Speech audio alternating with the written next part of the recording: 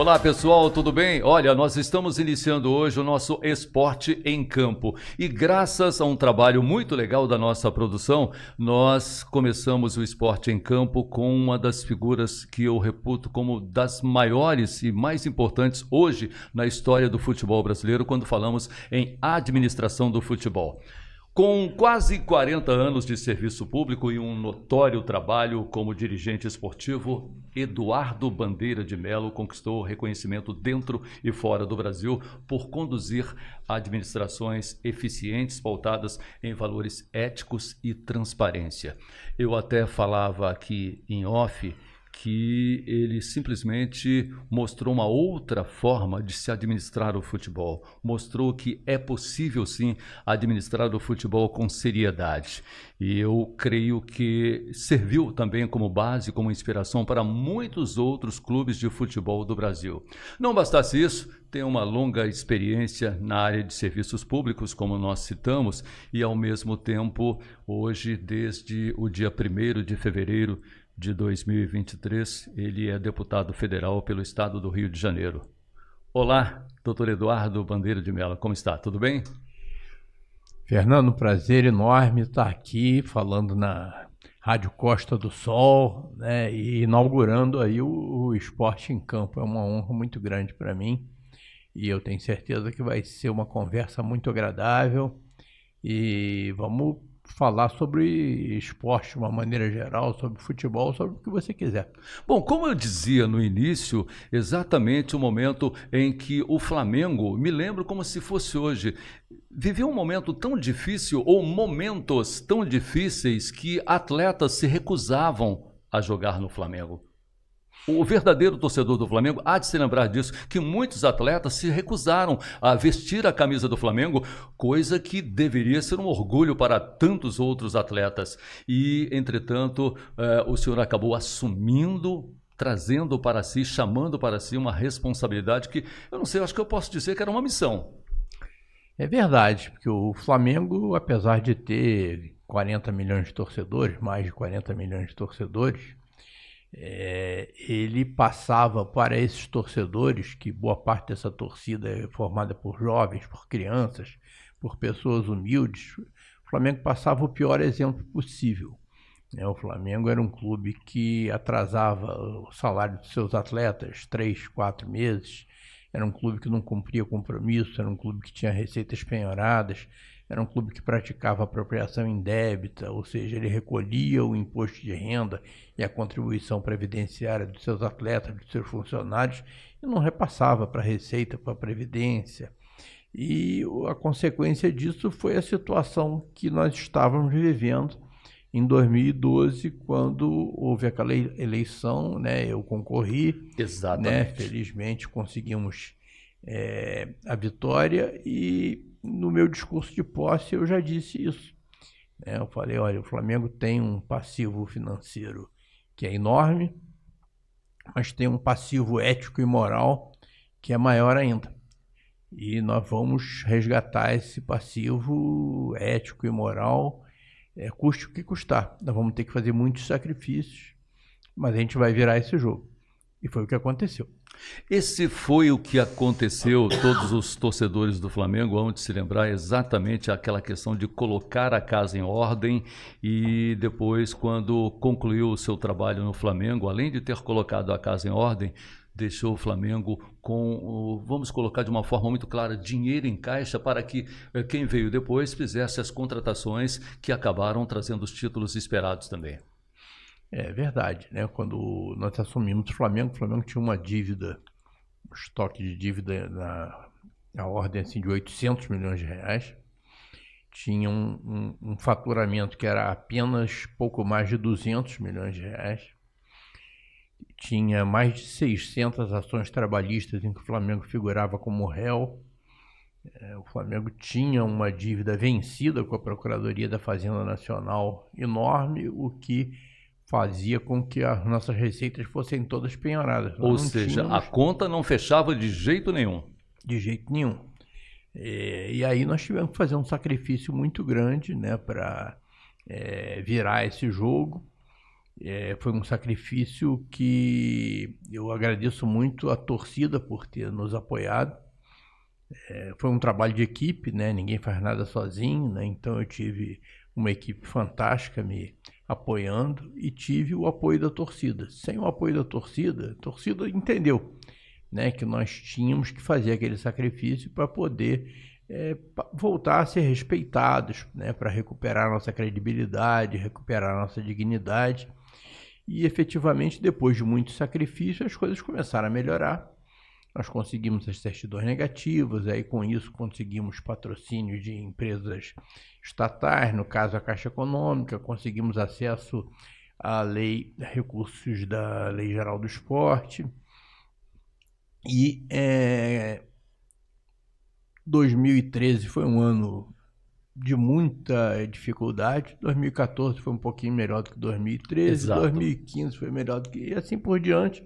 Quando nós saímos em 2018, né, o Flamengo tinha reduzido a sua dívida a menos da metade, tinha multiplicado seu faturamento por 4, tinha eliminado o passivo trabalhista, aquelas 600 ações trabalhistas, né, acabaram. 600 ações trabalhistas. Em que o Flamengo figurava como réu. O Flamengo não tinha um centro de treinamento, o Flamengo tinha um terreno, né, mas em situação ainda precária, alguns campos ali, mas ao final da nossa administração, o Flamengo já tinha 2 centros de treinamento de primeiro mundo. Era esse ponto também que eu queria tocar nesse assunto, porque o Flamengo, ele durante muitos anos sempre se notabilizou como um clube que revelava atletas para o mundo, não apenas para outros clubes, como para o mundo. E, de repente, houve um hiato muito grande nisso. O Flamengo ficou durante muito tempo justamente porque não tinha, creio eu,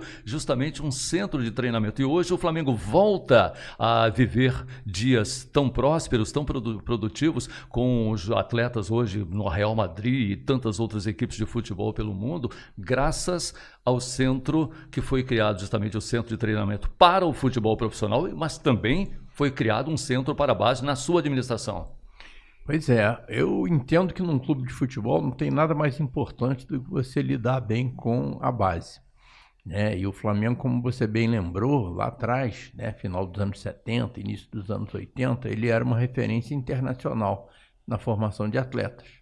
Você lembra que tinha aquela frase, né, craque o Flamengo faz em casa. Craque o Flamengo faz em casa. E efetivamente fazia. O Flamengo foi campeão do mundo em 1981 e dos 11 jogadores que entraram em campo contra o Liverpool, naquele jogo que ficou marcado na história, né, que nós botamos os ingleses na roda, daqui dos 11 jogadores titulares, 8 eram formados na base do Flamengo. Então o Flamengo tinha uma competência, tinha uma excelência na formação de atletas que era reconhecida no mundo inteiro. E infelizmente essa competência que nós tínhamos se perdeu ao longo do tempo. O Flamengo deixou de investir na base e foi ultrapassado, infelizmente, por vários outros clubes brasileiros.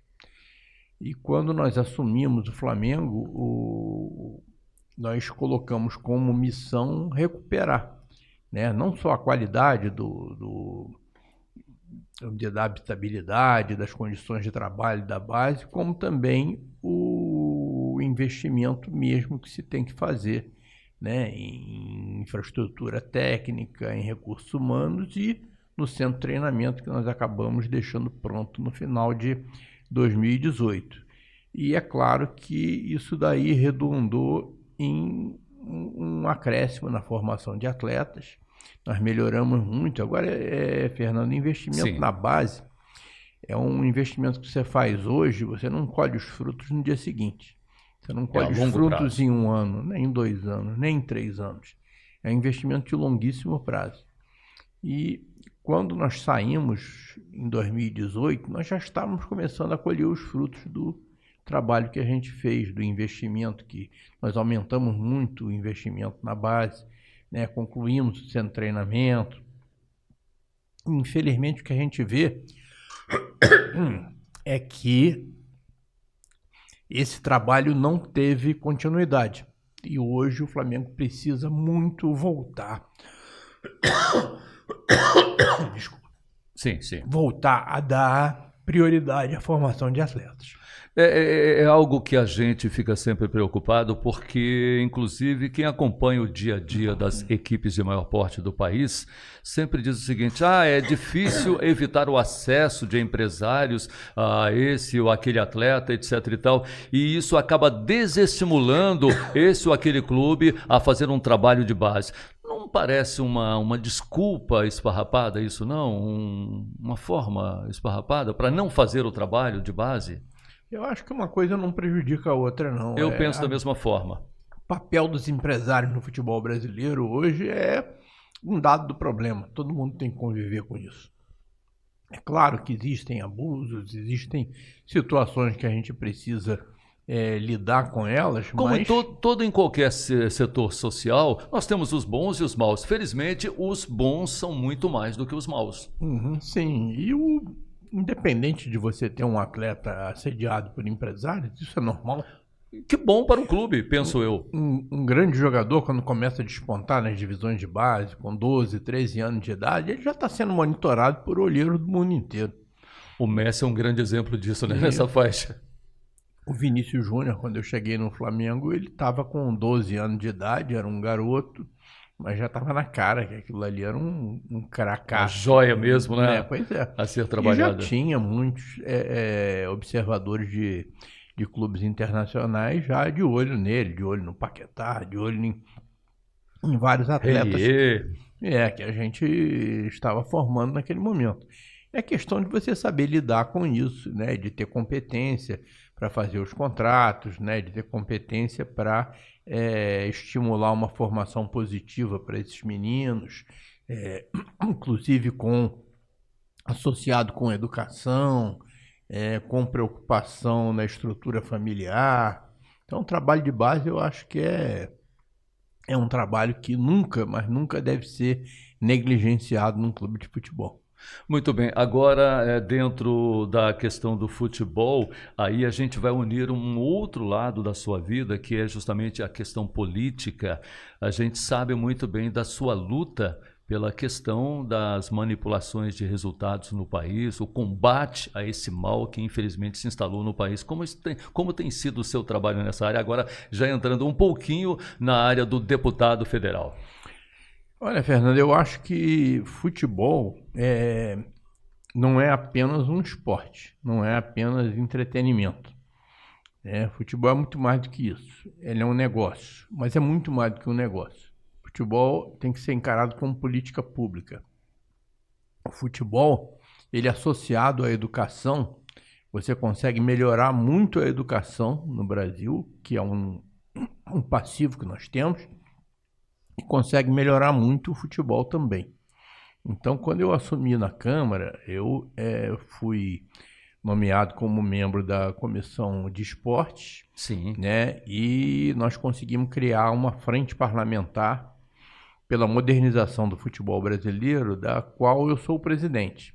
Então, o trabalho dessa frente parlamentar é exatamente esse, né? De identificar o que precisa ser feito para modernizar as estruturas do nosso futebol, para melhorar o trabalho de base, para fazer com que o futebol passe a ser associado à educação. Você, para formar um atleta de futebol, se você não pensar na educação desse menino, né, você não vai a lugar nenhum.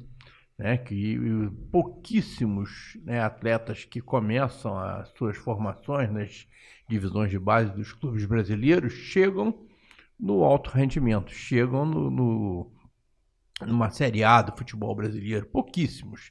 E vários que ficam pelo caminho, se você cuidou bem deles, você pode não estar formando um craque de futebol, mas você está formando um cidadão que pode, inclusive, vir a trabalhar em outras funções dentro do próprio futebol como negócio. Essa é uma tecla sobre a qual eu tenho batido muito, sempre que tenho oportunidade, e inclusive até mesmo em palestras, de falar sobre isso, porque infelizmente a cultura nossa, e principalmente adotada por muitos pais, é que os meus problemas serão resolvidos porque o meu filho vai ser jogador de futebol, vai jogar no Flamengo. Citando o Flamengo como exemplo, né? E todo mundo se encanta pensando que a vida é maravilhosa para todos, e entretanto a realidade é diferente. E quando eu vejo escolinhas de futebol espalhadas por todo o nosso país, eu fico satisfeito à medida em que não se preocupa única e exclusivamente na formação do atleta, mas se preocupa em algo bem mais importante, que é a formação de verdadeiros cidadãos para o país. E agora, doutor Eduardo Bandeira de Mello vem e bate nessa tecla. Mas isso daí, se você não pensar o futebol como política pública, se não pensar o futebol associado à educação, se não pensar na responsabilidade social do futebol, você está falhando muito, né, como gestor público, e está falhando muito como gestor esportivo também.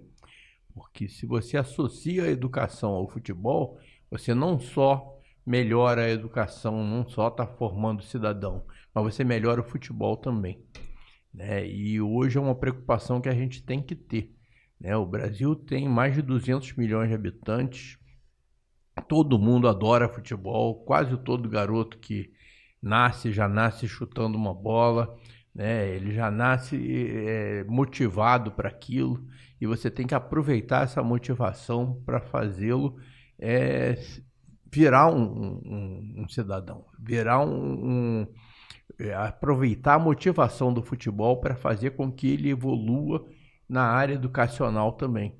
Porque se ele não for um atleta de ponta, e muito pouquíssimos irão ser, ele vai ser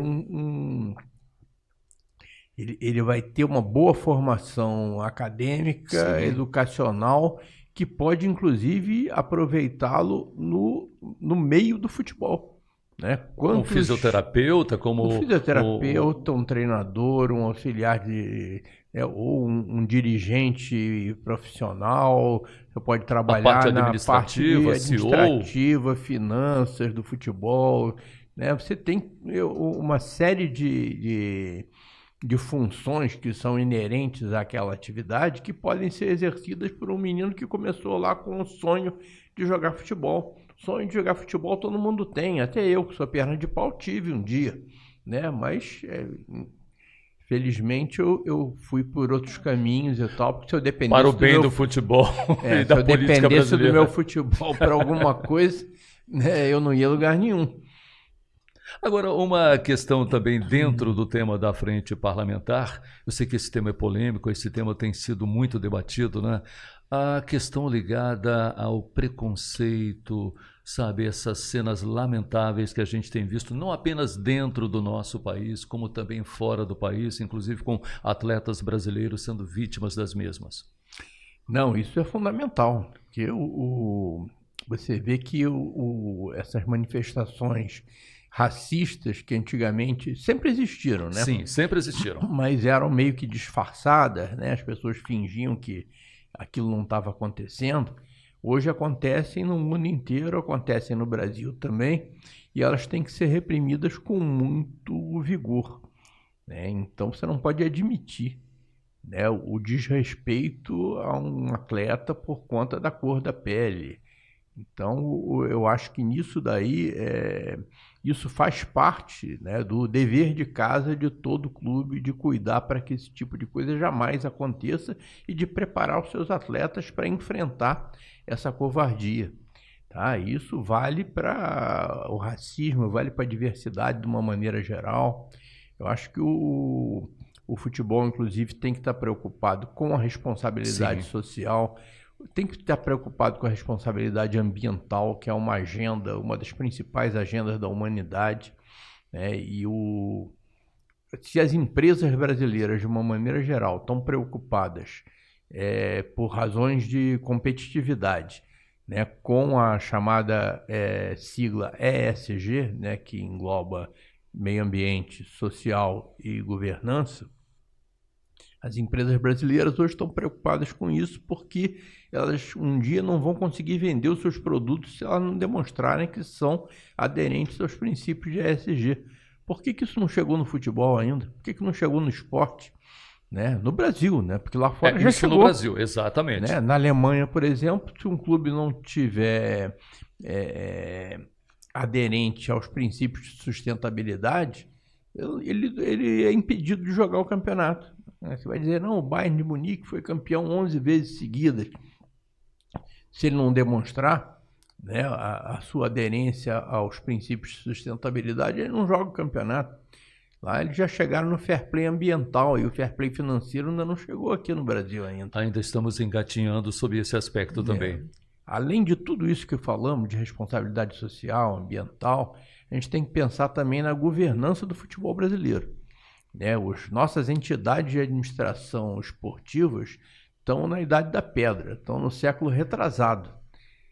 Então você não vê modernidade, você não vê boa gestão, nem nos clubes e principalmente nas entidades de administração. Haja vista o que nós vimos recentemente na questão da CBF, o presidente sai, o presidente retorna, senão a própria seleção seria penalizada também. É um exemplo inequívoco do que o senhor está falando. Você vê essa crise toda da CBF, né, durou algum tempo. Você viu algum clube ser perguntado sobre o que achava? Você viu algum atleta, algum dirigente profissional? Não, a questão foi toda resolvida no âmbito das federações. Quem manda no futebol brasileiro hoje são 27 federações, das quais meia dúzia tem alguma relevância em termos técnicos. Agora, os clubes hoje não mandam nada. Você tem no mundo inteiro, inclusive até em outros esportes no próprio Brasil, uma participação muito grande de clubes na gestão da administração do esporte, de atletas na administração do esporte. E no futebol brasileiro não tem absolutamente nada. É mais um ponto lamentável. E eu vejo volta e meia alguém falar: temos que acabar com os campeonatos regionais, os campeonatos estaduais. Muita gente fala sobre acabar com os campeonatos estaduais.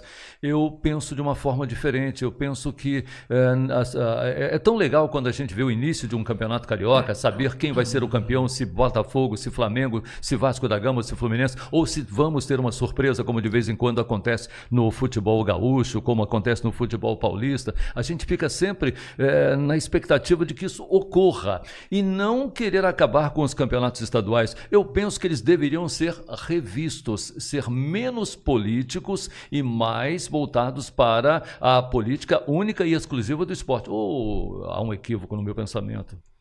Olha, eu acho que os campeonatos regionais, estaduais, devem continuar, mas tem que ser totalmente reformulados. Reformulados, é o que eu penso. Eu acho um absurdo que o calendário do futebol brasileiro, o calendário para valer mesmo, só dure 8 meses.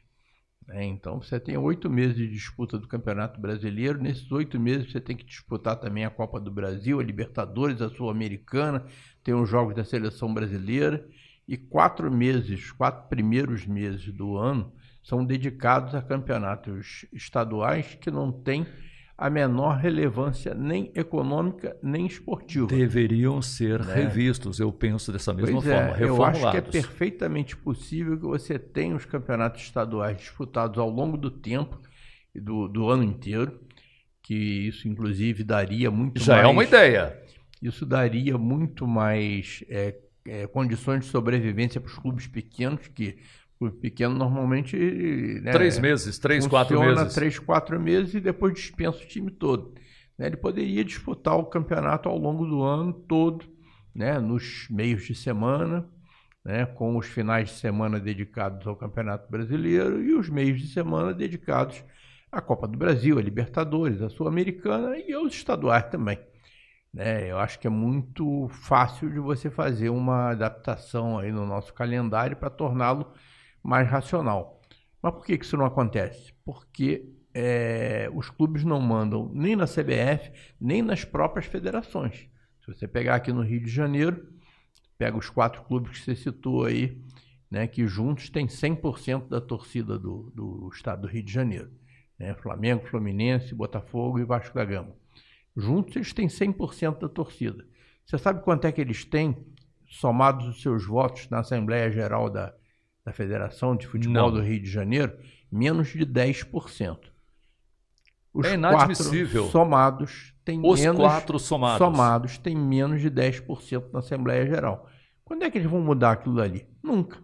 Ainda que eles se juntassem, e é difícil às vezes juntar os 4, eu já vivi isso daí, tem sempre um que pula a cerca, mesmo que eles se juntassem, eles não conseguiriam mudar nada. Hoje em dia mesmo está se falando em liga dos clubes brasileiros, da Série A, da Série B. Tem 2 movimentos aí, a Liga Forte, a Libra. São 2 movimentos paralelos. Isso, que estão pensando em se unir. Você já ouviu falar em Liga Carioca? Em Liga Paulista? Carioca. Em Liga Mineira? Não. Porque se você falar isso daí, provavelmente vai cair um mundo em cima de você, porque é uma coisa absolutamente proibida. Certamente haveria represália. Carioca, né, e acabar a irracionalidade na gestão do futebol carioca. E isso daí é contrariar muitos interesses. Agora, voltando ao tema Flamengo, doutor Eduardo Bandeira de Mello, o Flamengo ele viveu um ano de 2023 atípico para um clube que nos últimos anos se notabilizou como um clube vencedor mesmo. Um exemplo inequívoco é o do ano de 2022, quando ele tinha praticamente uma temporada perdida, contratou um outro treinador para substituir aquele que vinha comandando e aquele treinador que chegou, Dorival Júnior, acabou salvando o ano, dando 2 títulos importantíssimos que vão para a rica galeria do Flamengo, ou foram para a rica galeria do Flamengo e ao mesmo tempo significaram faturamento para o clube. Hoje, estamos em 2024. Qual o caminho para o Flamengo? É esse mesmo, um treinador brasileiro agora, o Tite? Como é que o senhor vê isso? Olha, eu acho, Fernando, que é muito pouco, né, você achar que resolve todos os problemas de um clube de futebol ou de uma seleção mudando de treinador. É muito mais do que isso. Então, o que aconteceu com o Flamengo em 2022 foi que, em determinado momento, se contratou um bom treinador que conseguiu, ainda que o time não tivesse tido um desempenho tão bom quanto tinha tido em anos anteriores, mais marcadamente 2019, que foi um ano mágico, ainda assim nós conseguimos salvar lá uma Copa do Brasil e a Libertadores da América, né? E infelizmente esse treinador foi demitido logo depois, em cima da hora da gente disputar o Campeonato Mundial, né? Bom, pela sua fala, o senhor também se surpreendeu com o ocorrido. Eu achei que foi lamentável. O que aconteceu em 2023 é alguma coisa que precisa ser explicado, porque o Flamengo tem, acho que ninguém duvida disso, o Flamengo tem o melhor elenco do futebol brasileiro. Não há o que duvidar. Não há o que sofismar com relação a isso. O Flamengo tem dinheiro em caixa, né? O Flamengo tem a melhor situação financeira do futebol brasileiro, né? Ninguém duvida disso também. Por que não ganha em campo? É que sinal que tem alguma coisa errada, né? Então nós temos que descobrir o que está errado, né? E provavelmente o que está errado é alguma coisa na área de gestão. A sua experiência no futebol, a sua maneira de avaliar o futebol diz que o senhor sabe qual seria o caminho, né? Tem ideia de qual seria o caminho? Eu acho que falta profissionalismo, né? Acho que falta impessoalidade, né? Acabou aquela fase, né, impessoalidade também. Porque quando você começa a ter troca de favores, começa os interesses individuais, as vaidades, os interesses financeiros a se sobrepor aos interesses que realmente deveriam prevalecer, que são os interesses do clube, né? E aí as coisas começam a andar como não deveriam.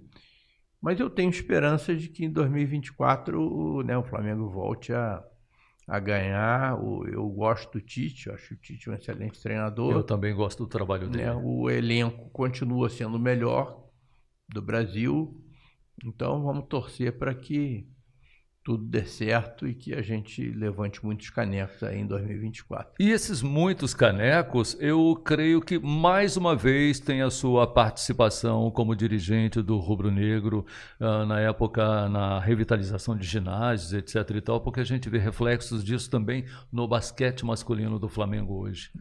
Não, o basquete masculino do Flamengo, felizmente, ele não teve nenhuma mudança de orientação na parte profissional depois que a gente saiu, né? O Flamengo tem eu diria que é o melhor diretor executivo de esportes olímpicos do Brasil, talvez do mundo, que é o Marcelo Vides, né? Infelizmente, ele tem sido boicotado pelos dirigentes amadores lá dentro do clube. Mas ele é um profissional absolutamente fantástico. Eu nem penso na possibilidade do Flamengo perder o Marcelo Vides. E o Marcelo Vido, além de ser um diretor executivo de esportes olímpicos, ele é um ex-atleta de basquete, né? Exato. Ele foi campeão do mundo como atleta e depois voltou a ser campeão do mundo pelo Flamengo como diretor. Então, acho que a torcida do Flamengo toda gosta muito de basquete, né? É chamado de o orgulho da nação. Orgulho da nação, Flamengo. E vamos torcer para que esse ano a gente volte a faturar a NBB. Agora, voltando também, doutor Eduardo Bandeira de Mello, ao tema futebol brasileiro de um modo geral, a gente vê já uma certa supremacia do futebol brasileiro quando falamos em Libertadores da América, em competições. Talvez a exceção seja a Copa Sul-Americana, uma vez que parece que os clubes brasileiros ainda não entenderam a importância da mesma, não pararam para avaliar, puxa, se eu for campeão dela, além de receber uma premiação em dinheiro muito inferior ao que é pago pela Libertadores, mas há uma premiação e ao mesmo tempo há um prêmio maior que é justamente o passaporte, coloquemos assim, para a Libertadores do ano seguinte. Eu vou citar um clube aqui, eu não sei nem se deveria fazer, mas o Botafogo, o ano passado, não deu a devida importância àquela competição, porque naquele momento estava com as atenções voltadas para o brasileiro e acabou permitindo o avanço do Defensa e Justiça, um time argentino que lá no final acabou sendo derrotado pela LDU.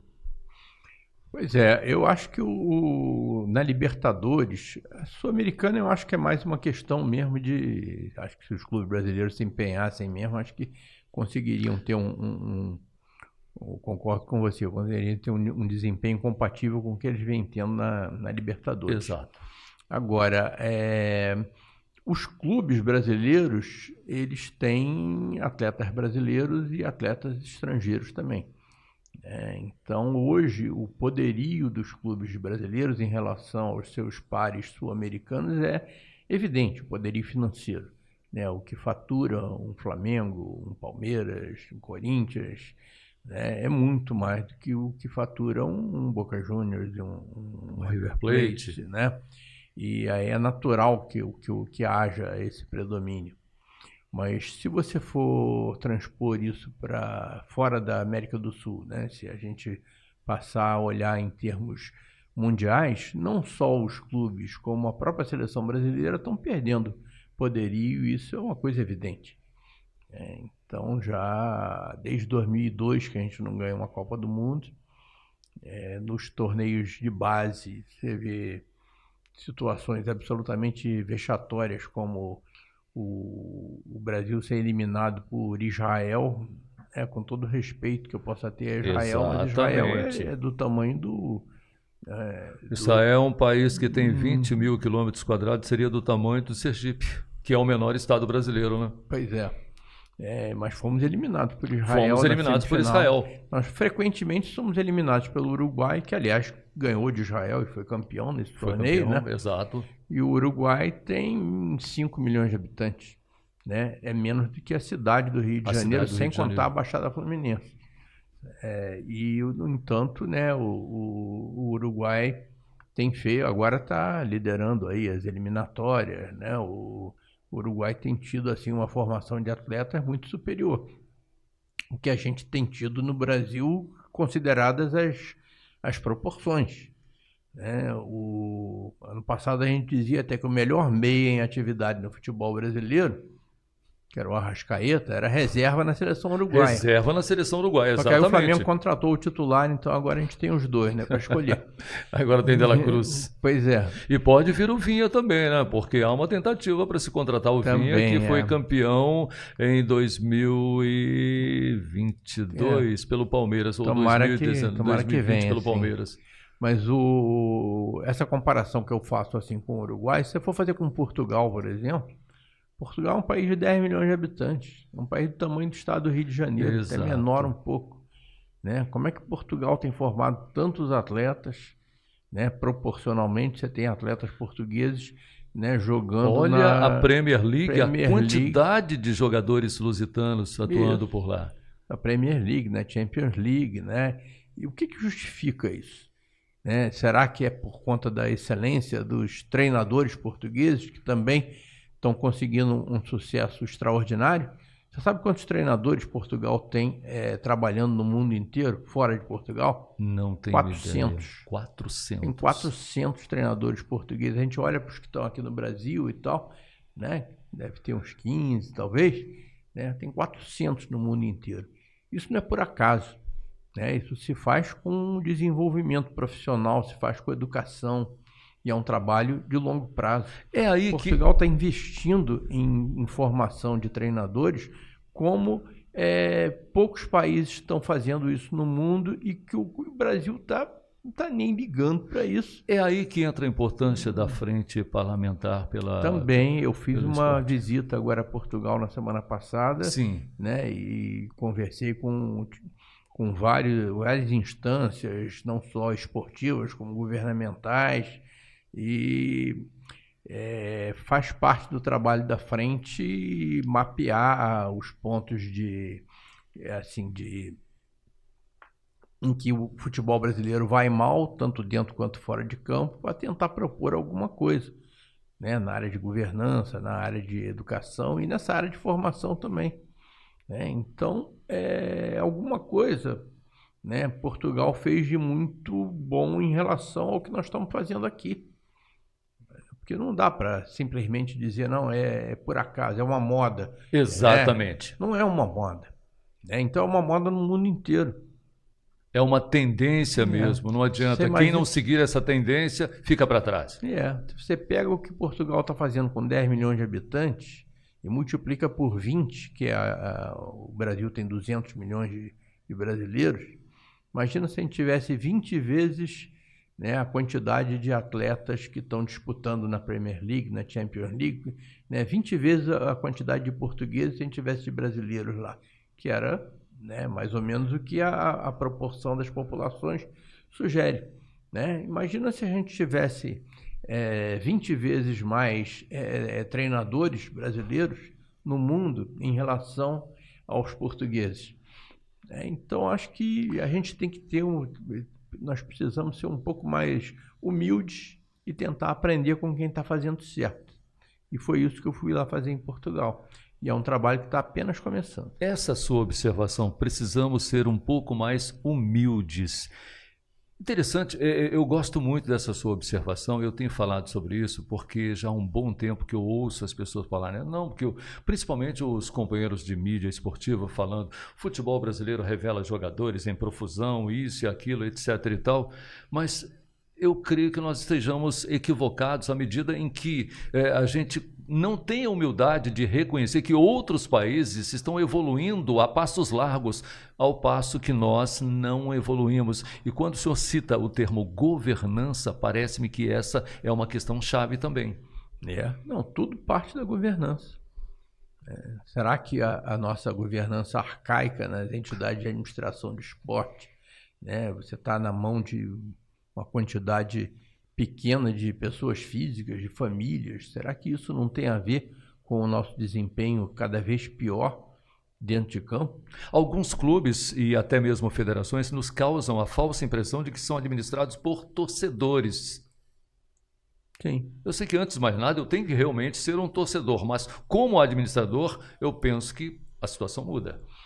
Eu acho que isso aí nós provamos no Flamengo. Eu já cansei de falar que eu não fiz nada sozinho, tá? Mas quando você chega num clube, que é o clube do seu coração, se você é efetivamente apaixonado por aquele clube, você tem que deixar a paixão de lado e trabalhar com a razão. Porque aí que você vai estar provando que você é apaixonado pelo seu clube. Esse trabalhar com a razão, às vezes, significa também desagradar alguns, não é? Claro, ou a muitos. Claro, a muitos, né? Mas isso é normal. Né? Não tem lugar nenhum que você vá trabalhar que você não fira interesses quando você vai tentar fazer a coisa certa. E foi assim no Flamengo. Nós temos que fazer isso. Eu imagino que o seu trabalho no Flamengo tenha sido pautado dessa maneira. Sim, a gente desagradou muita gente. Né? E contrariamos determinados paradigmas. Por exemplo, em 6 anos de administração no Flamengo, eu não contratei nenhum parente. Nenhum dos meus vice-presidentes contratou nenhum parente. Não contratamos nenhum amigo. Todo o nosso processo de recrutamento e seleção de pessoal era absolutamente profissional e baseado nas melhores técnicas. Pela competência, pela capacidade de cada qual. E por quê? Ele vai perguntar, não, você não tinha nenhum parente que tivesse condições de trabalhar no Flamengo? Tinha vários, né, excelentes inclusive, mas se eu contrato um, eu perco a capacidade de dizer não. Se vem alguém dizer, eu queria contratar aqui o meu sobrinho, né, você diz não, o seu sobrinho só vai ser contratado se ele for o melhor. Então, você tem que dar exemplos para poder impor a coisa certa na instituição pela qual você trabalha. E no caso do clube de futebol, é a instituição que você trabalha e a instituição que está no seu coração. Perfeito. Depois desse meu perfeito, é aquela pergunta que eu deixei exatamente porque eu imagino que muitos rubro-negros... Eu vou um pouco mais além. Eu acho que as pessoas que gostam do esporte, gostam da seriedade de uma administração esportiva, devem estar se perguntando: há alguma chance de vermos o senhor Eduardo Bandeira de Melo no Flamengo novamente, comandando o Flamengo? Ou militando no esporte de uma maneira mais efetiva ainda? Essa chance, Fernando, existe sim, porque essa falta de profissionalismo, de impessoalidade, de boa governança no Flamengo está afetando os sócios, está afetando os torcedores, que começam a se perguntar por que um clube que tem dinheiro em caixa, que tem um elenco que foi formado, né, por conta de muitos anos de sacrifício da própria torcida, por que esse clube, né, não tem o desempenho esportivo que a torcida merece? Né? Por que voltou o toma lá da cá dentro do clube? Né? Por que hoje você troca apoio nos conselhos, né, por favores, por cargos? Isso daí fez com que uma quantidade de sócios do clube, de conselheiros, né, formasse um grupo para concorrer às eleições que vão acontecer em dezembro de 2024. Sim, então, nós vamos participar dessa eleição. Eu vou estar nessa chapa com certeza. Ainda não decidimos quem que vai ser o candidato a presidente. Pode ser até que eu tenha que assumir esse encargo de novo. Eu prefiro que não, né? Mas, aliás, além de um encargo, seria uma honra, mas eu sou a favor da renovação, eu prefiro apoiar um outro colega, um outro companheiro, mas independente de quem seja, eu vou estar lá, eu vou assumir a responsabilidade e vou participar desse esforço aí para recuperar o nosso Mengão. Ou seja, o senhor preconiza a ideia da mudança. Eu acho que renovação é sempre muito bom. Então, nesse sentido, essa diretoria já está lá, vai fazer 2 mandatos e esse tipo de coisa se resolve da maneira mais tradicional possível, ou seja, na democracia. Você faz uma eleição sem golpe, sem nenhum tipo de golpe e tal. Você faz uma eleição e quem tiver mais voto leva. Simples assim. Simples assim. Muito bem. Bom, eu quero aproveitar aqui para, em nome de toda a nossa equipe, agradecer imensamente pela sua visita, nos brindando com uma entrevista tão legal aqui nessa primeira edição do nosso Esporte em Campo. Meu muito obrigado. Eu diria obrigado até em nome do desportista, aquele que é sério, aquele que torce pela recuperação moral do esporte no nosso país. Bom, eu que agradeço, Fernando, foi um prazer enorme estar aqui, inaugurando aqui o Esporte em Campo, falando aí para todos os ouvintes da Costa do Sol, e foi um encontro extremamente agradável e sempre que vocês quiserem podem me convidar que eu volto. Marca para a semana que vem novamente, tá, produção? Muito obrigado. Até uma próxima.